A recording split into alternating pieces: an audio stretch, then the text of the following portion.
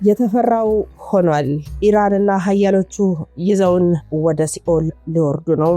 ይህ በዓለም ፖለቲካ መድረክ ላይ የታየው ታላቅ መናወጥና የኃይል ሚዛን ሽግግር የታሪክ አቅጣጫን የሚቀይር ክስተት ነው። በውጭ ጉዳይ ፎሪጅን አፌርስ ዘገባና በሳይንቲስቶች ትንተና ላይ ተመርኩዘን የቀረበውን ታላቁን መረጃ እንዲህ ለእናንተ ልናቀርበው ወደድን።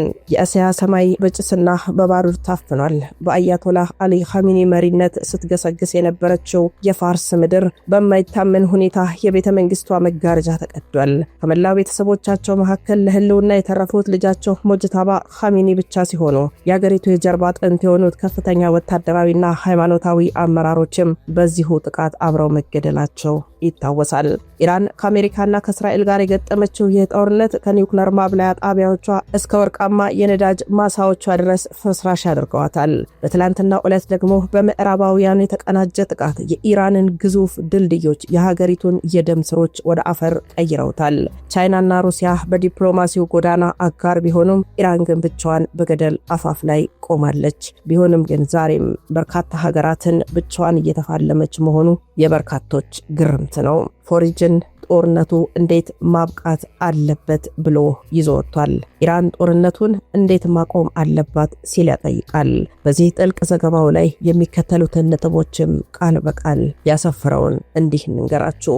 አንደኛው የክብር ሽንፈት ነው። ኢራን አሁን ባለችበት ሁኔታ ጦርነቱን መቀጠል ማለት ሙሉ በሙሉ ከካርታ ላይ መጥፋት ማለት ነው። ስለሆነም ቀሪው ልጃቸው ሞጅታባ ኻሜኒ ለብሔራዊ እርቅ ጥሪ በማቅረብ የሽግግር መንግስት እንዲመሰረት መፍቀድ አለባቸው ይላል። ሁለተኛው የኒውክሌር መገታት ነው የተነሳው። የተረፉት የኤነርጂ ተቋማትን ለማዳን የዓለም አቀፍ ቁጥጥርን ያለምንም ቅድመ ሁኔታ መቀበል ብቸኛው አማራጭ ነው ሲል ይተነተናል። ሶስተኛው የክልላዊ ስምምነት ነው። ከእስራኤልና ከአረብ ጎረቤቶቿ ጋር አዲስ የደህንነት ቀጠና መፍጠር የታፈነውን የንግድ መስመር ለመክፈት ቁልፍ እርምጃ ነው። ከጦርነቱ ባሻገር ዓለምን የሚያስደነግጥ ሌላ የሳይንስ ትንተና ከወደ ላቦራቶሪዎች እየተሰማ ነው። የነዳጅ ዘይት የበላይነት ዘመን በይፋ ማብቂያው ተቃርቧል ሲሉ አውጥተውታል። የ2030 ገደል ከ2030 ጀምሮ በምድር ውስጥ ያለው የነዳጅ ክምችት በከፍተኛ ሁኔታ እየተሟጠጠ እንደሚሄድና የማውጫ ወጪው ከጥቅሙ እንደሚበልጥ ሪፖርቶች ያመለክታሉ። የኃይል ዋስትና እናጣለን ብለዋል። ይህ የሀብት መመናመን ለዘመናዊው ስልጣኔ ደጋፊ የነበሩትን ቴክኖሎጂዎች ሽባ ያደርጋቸዋል። ስለዚህ ወደ ጥንታዊው ማንነታችን እንመለሳለን ብለዋል። ሳይንቲስቶች እንደሚተነብዩት ከሆነ የኢነርጂ እጥረት ዓለምን ወደ ጋርዮሽ ስርዓት ሊመልሳት ይችላል ነው። የሰው ልጅ በቴክኖሎጂ ከመተሳሰር ይልቅ ለህልውናው ሲል በትንንሽ ማህበረሰቦች ተደራጅቶ ወደ እርሻና ወደ ተፈጥሮ ኑሮ የሚመለስበት ዘመን ሩቅ አይደለም ይላሉ። ይህ ታሪክ ታዲያ በደምና በዘይት የተጻፈ የዓለም አዲሱ ምዕራፍ ነው። የአያላኑ ፍልሚያና የፋርስ ምድር ስብራት ዓለምን ወደ ሲኦል ይዟት እየተምዘገዘገ ይመስላል። የመሪው መውደቅና የቤተ መንግስቱም ጸጥታም በመካከለኛው ምስራቅ ሰማይ ላይ የሚታየው ጭስ ተራ የጦርነት ምልክት እንዳይመስላችሁ የአንድ ዘመን ማብቂያ እንጂ። አያቶላህ አሊ ኻሜኒ የኢራን ፖለቲካዊና መንፈሳዊ ምሰሶ የተባሉት ከቤተሰቦቻቸው ጋር በደረሰባቸው ድንገተኛና ከፍተኛ ጥቃት ተገድለዋል። ከዚህ ታላቅ የቤተሰብ ሐረግ መካከል የተረፉት አንድ ልጃቸው ብቻ ናቸው፣ ሞጅታባ ኻሜኒ። አሁን ኢራን ሾመቻቸው ማለት ነው። ምንም እንኳን በአካል ባይታዩም እሳቸውም ቢሆኑ የፈራረሰች ሀገርንና የተበታተነ አመራርን ለመረከብ በሞትና በህይወት መካከል የቆሙ እንደ ብረት ደግሞ ምሰሶ የሆኑ ሲሉ ያመኳሿቸዋል። በቴህራን ጎዳናዎች ላይ የሚሰማው ድምፅ የለቅሶ ሳይሆን ቀጣዩ ምን ይሆን የሚል የድንጋጤ ጸጥታ ነው። ኢራን በአንድ በኩል ከአሜሪካ የቴክኖሎጂ የበላይነት፣ በሌላ በኩል ደግሞ ከእስራኤል የደህንነት መረብ ጋር ፊት ለፊት የተጋፈጠች ናት። ምንም እንኳን ቻይና በኢኮኖሚ ሩሲያ ደግሞ በወታደራዊ ምክር ከጎኗ ቢቆሙም ሜዳው ላይ ግን ፋርስ ብቸኛ ሆናለች። ነገር ግን በርካታ የሆኑ ሀገራትን መክታለች። የኒውክሌር ማብላያ ጣቢያዎቿ ወደ አመድነት ቢቀየሩም የሀገሪቱ የኢኮኖሚ ደም የሆኑት የነዳጅ ማሳዎቿ በቦምብ ቢጋዩም በትላንትናው ዕለት የተፈጸመው ጥቃት ደግሞ እጅግ አስከፊ ቢሆንም ሀገሪቱ ከጎረቤቶቿ የሚያገናኙ እና የውስጥ ትራንስፖርቶችን የሚቆጣጠሩ ግዙፍ ድልድዮች በአሜሪካና በእስራኤል የሚሳኤል ዝናብ ቢፈራርሱም ኢራን አሁን የደም ስሯ የተቆረጠ አካል የመሰለቻቸው በርካቶች ቢሆኑም ኢራን ግን አሁንም ቆማ በርካታ ሚሳኤሎችን በጠላቶቿ ከተሞች ላይ እያዘነበች ነው። የዓለም አቀፉ የፖለቲካ መጽሔት ፎሪጅን አፌርስ ባወጣው ድንገተኛና ሰፊ ዘገባው ኢራን ጦርነቱን እንዴት ማቆም አለባት በሚል ርዕስ ስር ጥልቅ ነጥቦችን አስፍሯል። የህልውና ስምምነት ተነስቷል። ኢራን ከእንግዲህ ድልን ማሰብ አትችልም የሚሉ አሉ። ብቸኛው አማራጯ የቀረው ህዝቧንና መሬቷን ለማዳን በሞጅተባ ኻሜኒ በኩል አስቸኳይ የተኩስ አቁም ድርድር መጀመር ነው ይላሉ። ይህ ድርድር ግን መራራ ይሆናል። የኒውክሌር ፕሮግራሟን ሙሉ በሙሉ መተውና ወታደራዊ አቅሟን ባለም አቀፍ ቁጥጥር ስር ማድረግ ነው የሚል ነው የወጣው ዘገባ። የአመራር ሽግግርም በዚሁ ምዕራፍ ተነስቷል።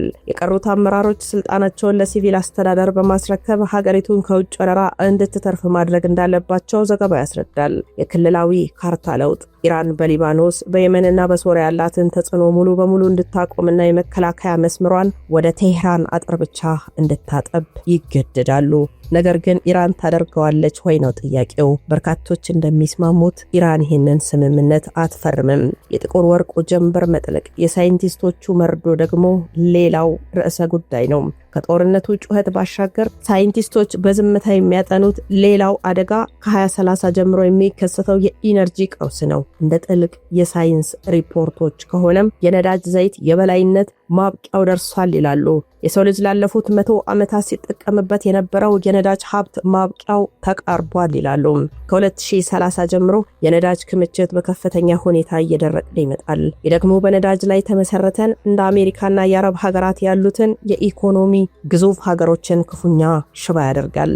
የኢንዱስትሪ ስልጣኔ ውድቀትም ይከሰታል። ማሽኖች የሚቆሙበት፣ አውሮፕላኖች የማይበሩበትና የኤሌክትሪክ ኃይል እጅግ ውድ የሚሆንበት ዘመን እየመጣ ነው። ሳይንቲስቶች ይህንን ታላቁ የጨለማ ዘመን ሲሉ ይጠሩታል። ወደ ጋርዮሽ ሰዓት መመለስ ምን ይመስላል? የቴክኖሎጂና የኢንዱስትሪ ውጤቶች በጠፉባት ዓለም የሰው ልጅ ህልውናውን ለማስቀጠል ወደ ቀደመው ጥንታዊ ባህሉ ይመለሳል። ትላልቅ ከተሞች ይፈራርሳሉ። ሰዎች በትናንሽ መንደሮች ተደራጅተው ለጋራ ምግብና ደህንነት የሚሰሩበት የጋርዮሽ ስርዓትም ዳግም ይነግሳል ባይ ናቸው ሳይንቲስቶቹም። የሰው ልጅ ከዲጂታል ዓለም ወጥቶ ወደ መሬት፣ ወደ እርሻና ወደ ተፈጥሯዊ ትግል ይገባል። የማይበገረው የፋርስ ምሰሶ ኢራን ጦርነቱን እንዴት እያሸነፈች ነው አለ። ቀጠለ። የሰኔ ማዕበልና የጽናት ተአምር ለአንድ ወር ያህል አለ። የአሜሪካና የእስራኤል ዘመናዊ የጦር አውሮፕላኖች በኢራን ሰማይ ላይ የሞት እሳትን ሲያዘንቡ ቆይተዋል። በሺዎች የሚቆጠሩ ንጹሃን ህይወታቸውን አጥተዋል። የታሪክ መዝገብ የሆኑ በመቶዎች የሚቆጠሩ ህንፃዎች ወደ አመድነት ተቀይረዋል። የምዕራባውያኑ እቅድ ግልጽ ነበረም። ከፍተኛ ድብደባ በማካሄድ የኢስላማዊቷን ሪፐብሊክ መንግስት መጣልና የአገሪቱን ክብር ማንበርከክ። ነገር ግን አላፊርስ ዓለምን ባስገረመ ሁኔታ ኢራን መስመሯን ጠብቃ ቆማለች። ጥቃቱ በበረታ ቁጥር የፋርስ ጽናት እየጠነከረ መጥቷል ሲል ዘገበም። የፎሬን አፌርስ ዘገባ እንደሚያሳየው ኢራን በአሁኑ ሰዓት በመከላከል ላይ ብቻ ሳትሆን በተዘዋዋሪ መንገድ በግልጽ እያሸነፈች ትገኛለች ሲል ዘገበም። ጠላቶቿ የአያቶላህ አሊ ኻሜኒን ቤተሰብና ከፍተኛ የጦር መሪዎችን በመግደል ሀገሪቱን ሽባ አደረግን ብለው በደስታ ቢጨፍሩም ደስታቸው ብዙ አልቆየም። ኢራን አስደናቂ የሆነ የአመራር ቀጣይነት በማሳየት በአጭር ጊዜ ውስጥ ሞጅተባ ኻሜኒን በመተካት የመንግስት መዋቅሯን እንዳይፈርስ አድርጋለች። ከፍተኛ ባለስልጣኖቿ ቢገደሉም እንኳን ትዕዛዝ ሰጪው አካል አልተናጋም። ይህም ለአጥቂዎቿ ትልቅ የራስ ምታት ሆኖባቸዋል ሲል ዘገባውን ቀጠለም። የአሜሪካና የእስራኤል ኃይሎች ጥቃታቸውን ወደ ወታደራዊ ብቻ ሳይሆን ወደ ሲቪልና የኢንዱስትሪ ተቋማት ከነዳጅ እስከ ፋብሪካዎች ቢያዞሩም ኢራን ደጋግማ እየመለሰች ትገኛለች። የሀገሪቱ የጥበቃ ስልትና ፈጣን የአጸፋ ምላሽ ወራሪ ኃይሎች ያሰቡትን የኢኮኖሚ ውድቀት እንዳያመጡ እንቅፋት ሆኖባቸዋል። የወደፊቱ ስጋትንም ዘግቧል። የነዳጅ ዘይት የበላይነት ማብቂያ ሲል የ2030 ግደል ብሎታል። ከ2030 ጀምሮ የዓለም የነዳጅ ሀብት ላይ የሚደቀነው አደጋ የሰው ልጅን ከስልጣኔ አደጋ ላይ ይጥላል። ወደ ጋርዮሽ ስርዓትም ይመልሰናል። የነዳጅ ዘይት የበላይነት ሲያበቃ ዘመናዊ የኢንዱስትሪ ዓለም ሊፈርስ ይችላል። በዚህም የተነሳ የሰው ልጅ ለህልውናው ሲል ወደ ቀደመው የጋርዮሽ ስርዓት ሰዎች በጋራ አምርተው በጋራ የሚመገቡት ጥንታዊ ኑሮ ሊመለስ እንደሚችል ሪፖርቶች አረጋግጠዋል። ላለፉት 6 ሳምንታት ዓለም በታሪኳ አይታው የማታውቀውን እጅግ ዘመናዊና አውዳሚ የአየር ድብደባ አስተናግዳለች። የአሜሪካና የእስራኤል ጥምር ኃይሎች የኢራንን ግዛት ያለማቋረጥ በቦምብ ሲደበድቡ ቆይተዋል። በሺዎች የሚቆጠሩ ንጹሃን ዜጎች ተሰውተዋል። በመቶዎች የሚቆጠሩ ስልታዊ ህንፃዎች፣ የፋብሪካ ማዕከላትና የንግድ ተቋማት ወደ ፍርስራሽነት ተቀይረዋል። የምዕራባውያኑ ስትራቴጂ ግልጽ ነበረ። ኢራንን በኢኮኖሚ በማንበርከክ ህዝባዊ አመፅን በማስነሳትና መዋቅሯን በማፈራረስ መንግስታቷን ያመጣል። ሆኖም ግን ፎሬን አፌርስ በዝርዝር እንደዘገበው ኢራን ዓለምን ያስገረመ የመከላከያ መስመር ጠብቃለች። ጥቃቱ በበረታ ቁጥር የሀገሪቱ ጥቅም በተሳካ ሁኔታ ተከላክሏል። የአመራሩ ቀጣይነት ሊደርሺፕ ኮንቲኒቲ አጥቂዎች ከፍተኛ ባለስልጣናትና የአያቶላ አሊ ኻሜኒን ቤተሰብ በመግደል ጭንቅላቷ የተቆረጠች እባብ እንድትሆን አልመው ነበረ። ነገር ግን በአጭር ጊዜ ውስጥ ሙጅተባ ኻሜኒ ስልጣኑን በመረከብ የመንግስት መዋቅሩን እንዳይናጋ አድርጓል። ይህ የአመራር ቀጣይነት ለምዕራባውያኑ ታላቅ ድንጋጤ ሆኖባቸዋል። ኢራን ወታደራዊ ሲቪልና የኢንዱስትሪ ተቋሞቿ ላይ ጥቃት ሲዘነዘርባት ዝም ብላ አልተመለከተችም። ደጋግማ በመመለስ የአጥቂዎቿን ወታደራዊ ካምፖችና የባህር ኃይል መርከቦችን ኢላማ አድርጋ ሽባ አድርጋቸዋለች። ከጦርነቱ ጩኸት በስተጀርባ የዓለም ሳይንቲስቶች እጅግ አስደንጋጭ የሆነ ጥልቅ ትንተና እንዳቀረቡ ነግረናቸዋል። የነዳጅ ዘይት እንደ ዓለም አቀፍ የኃይል መቆጣጠሪያነቱ እያበቃለት ነው ሲሉ ተናገሩ። የ2030ንም ገደል እንዲህ ሲሉ ዘረዘሩት። ገደል ውስጥ እንገባለን። ዓለም የነዳጅ ሀብት ላይ ከፍተኛ አደጋዎች እንደተጣሉባት ሪፖርቶች ያመለክታሉ። የምድር ውስጥ ክምችት መሟጠጥ ብቻ ሳይሆን የማውጫ ወጪው ከጥቅሙ ስለሚበልጥ ዓለም አቀፍ የኤነርጂ ቀውስ እንደሚፈጠር ተናግረዋል። በትላንትናው ዕለትም በአሜሪካና በእስራኤል የተሰነዘረው ጥቃት ኢራንን ግዙፍ ድልድዮች አፍርሷል። የእርምጃ ሀገሪቱን ለመቆራረጥ የታለመ ቢሆንም የፎሬን አፌርስ ዘገባ እንደሚያሳየው ኢራን ይህን አስቀድማ በመገመት ራስን የመቻል መመሪያን በመላ ሀገሪቱ ዘርግታለች ይላል። እያንዳንዱ ክልል በተናጠል የመቆም አቅም ስላለው ድልድዮች ቢፈራርሱም ማዕከላዊው ትዕዛዝ አልተቋረጠም። በአሁኑ ሰዓት ያለው ዓለም አቀፋዊ የኃይል ሚዛንና የቀጣዩ ዘመን ዕጣ ፈንታ በወታደራዊነት የበላይነት ብቻ ሳይሆን በስትራቴጂካዊ ጽናትና በሀብት ቁጥጥር ላይ የተመሰረተ ነው። የፎሬን አፌርስ እና የሌሎች ታላላቅ ተንታኞች መረጃ እንደሚያሳየው ምንም እንኳን አሜሪካና እስራኤል ዘመናዊ የቴክኖሎጂና የአየር ኃይል የበላይነት ቢኖራቸውም በምድር ላይ ያለው እውነተኛ የመቆጣጠር አቅም ግን ወደ ኢራን እያዘነበለ መሆኑን ብዙዎች ይስማማሉ። ለዚህም ደግሞ ምክንያታቸውን ሲያስቀምጡ አንደኛው ሰበር የአመራር ሰንሰለት አላት ይሏታል። የአሜሪካን ስትራቴጂ ጭንቅላትን በመቁረጥ ላይ ያተኮረ ነበረም። ነገር ግን ሙጅተባ ኻሜኒ በአስደናቂ ፍጥነት ስልጣን መረከባቸውና የጦር መሳሪያ መጋዘኖቻቸውን ማዘዛቸው የምዕራባውያኑን ስሌት አምክኖታል። ሁለተኛው የመልክዓ ምድር አጠቃቀም ነው። ኢራን ግዙፍ ድልድዮች ቢፈርስባትም ስትራቴጂካዊ ጥቅም አላት። እያንዳንዱ ክፍለ ሀገር ራሱን ችሎ እንዲከላከል ቀድሞ መደራጀቱ ወራሪ ኃይሎች በምድር ጦርነት እንዳይገቡ ትልቅ እንቅፋት ሆኖባቸዋል። ሶስተኛው የኢራን ሚስጥራዊ ድጋፍ ነው። ቻይናና ሩሲያ በይፋ ባይገቡም በቴክኖሎጂና በደህንነት መረጃ ኢራንን እየደገፉ መሆኑ አሜሪካ ድልን እንዳታውጅ አድርጓታል። ባጭሩ በወታደራዊ መሳሪያ አሜሪካ ብትበልጥም በፖለቲካ ጽናትና ጦርነቱን ወደ ረጅም ጊዜ በመሳብ ኢራን የበላይነቱን እያያዘች እንደሆነ ተንታኞች እየጻፉ ነው። የሳይንቲስቶችና የጂኦ ፖለቲካ ተንታኞች ሪፖርት እንደሚያሳየው የሰው ልጅ ታሪክ ወደ አዲስና አስደንጋጭ ምዕራፍ እየተሸጋገረ እንደሆነ ነው። ከ2030 ጀምሮ የነዳጅ ሀብት መሟጠጥ ብቻ ሳይሆን አሁን ያለው ጦርነት የነዳጅ ማውጫ ቦታዎችን በማውደሙ ሂደቱን አፋጥኖታል። ይህ ማለት በነዳጅ ዶላር ላይ የተገነባው የአሜሪካ ኢኮኖሚ የበላይነት ይከስማል። የአረብ ሀገራት ያላቸው ተሰሚነት በከፍተኛ ሁኔታ ይቀንሳል። ወደ ጋርዮሽ ስርዓት እንመለሳለን ባይናቸው ተንታኞቹ። የትንቢታዊ የሚመስል ሳይንሳዊ ትንተና እጅግ አሳሳቢ ነው። የኢነርጂ እጥረት ያለምን የንግድ መስመር ሲዘጋው ግሎባላይዜሽን ያከትማል። ሀገራት እርስ በርስ መገበያየት ያቀታቸዋል።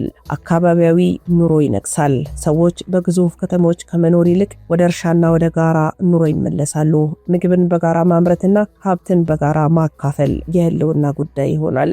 ዓለም ለሁለት ይከፈላል። ጥቂት የበለጸጉ ሀገራት በታዳሽ ኃይል ስልጣኔያቸውን ለማቆየት ሲታገሉ፣ አብዛኛው የዓለም ክፍል ግን ወደ ቀደመው ተፈጥሮ የኑሮ ዘይቤ ይገባል። አሁን ያለው የኢራንና የምዕራባውያን ጦርነት የነዳጅ ዘመን የመጨረሻው ትንፋሽ ነው። ከዚህ በኋላ የሚመጣው ዓለም በቴክኖሎጂ የራቀ በጋርዮሽ የታጠረና የሰው ልጅ ለህልውናው ሲል ወደ ተፈጥሮ የሚመለስበት ይሆናል።